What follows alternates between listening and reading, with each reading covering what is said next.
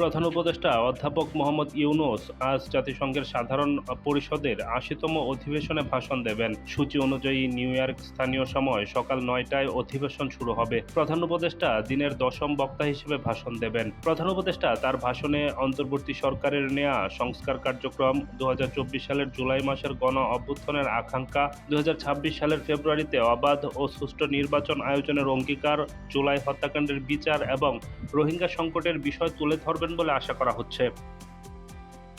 প্রধান উপদেষ্টার প্রেস সচিব শফিকুল আলম বৃহস্পতিবার এক ব্রিফিংয়ে জানিয়েছিলেন, অধ্যাপক ইউনূস গত ১৪ মাসে অন্তর্বর্তী সরকারের সংস্কার কার্যক্রম এবং দেশের অর্থনৈতিক পুনরুদ্ধারের অগ্রগতি সম্পর্কে বিশ্ব সম্প্রদায়কে জানাবেন। তিনি আরও বলেন, গণতান্ত্রিক উত্তরণ নিশ্চিত করতে সরকারের নেওয়া উদ্যোগও ভাষণে গুরুত্ব পাবে। গত জুলাই অগাস্টে যে অভূতপূর্ব চেঞ্জ হলো সেগুলোর উপরে ওনার কথা থাকবে। একটা বছরে কী কী চ্যালেঞ্জ এই ইন্টারিম গভর্নমেন্ট ফেস করেছে সেগুলো বিষয় থাকবে।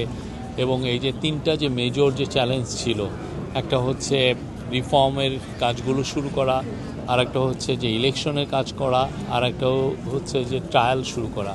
আপনারা দেখেছেন ট্রায়াল খুব ভালো গতিতে চলছে, রিফর্মের কাজগুলো গুছিয়ে আনা হয়েছে। এখন জাস্ট জুলাই চার্টারটার সাইনিংটা বাকি। আমাদের যারা 6 জন লিডার এসছেন তারা কালকে যেহেতু চিফ অ্যাডভাইজার ইউএন জেনারেল সেশনে তার স্পিচ অ্যাড্রেসটা ডেলিভার করবেন, তো সেইখানে ওনারা থাকবেন আর কি।